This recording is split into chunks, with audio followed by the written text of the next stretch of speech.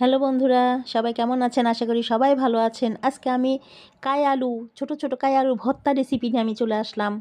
তার আগে আমার আরেকটা কিছু কথা আছে, সেটা হলো যে আমি এই চুলাটা কিছুদিন আগে বানিয়েছিলাম। আপনাদেরকে সবাইকে আমি দেখিয়েছি যে এই চুলাটা আমি সিমেন্ট দিয়ে আমি তৈরি করতেছি নিজের হাতে। তো এই সিমেন্ট দিয়ে তৈরি করার চুলা, এবং আমি এটাও দেখিয়েছি যেটা আমি রং করেছি, সেটা আমি এর আগে দিয়েছিলাম ভিডিওটা। সেই চুলাটা আজকে আমি প্রথমবারের মতো আমি কাগজ দিয়ে আমি জ্বালিয়ে দিয়েছি, যেহেতু পাটখড়ি ঢাকাতে কোথায় পাওয়া যায় আমি জানি না, তবে এটা খুঁজতে হবে, তারপর আমি কিনে নিয়ে আসব। তবে ফাইনালি এটা আমি রান্নাবো না, আমি মাঝে মাঝে রান্না করার জন্য আসলে শখ করে এই চুলাটা আমি বানিয়েছি। তবে চুলাটা আমি বেলকুনিতে বসিয়ে দিয়েছি।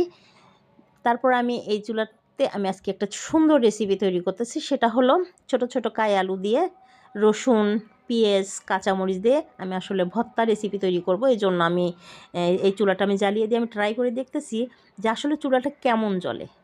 ফাটাফাটি, আসলে অনেক সুন্দর জ্বলতেছে। আসলে আমি নিজেকে বিশ্বাসই করতে পারছি না যে আমার হাতের বানানো এই সিমেন্টের চুলাটা দিয়ে এত সুন্দর একটা রেসিপি আমি তৈরি করতে পারবো, বা এই চুলাতে এত সুন্দর জাল ধরে উঠবে। সেটা আমি আজকে অনেক খুশি, অনেক আনন্দ লাগতেছে যে আমার চুলাটা অনেক ভালো জ্বলে। তো এই খুশিটা আপনাদের কাছে আমি শেয়ার করলাম।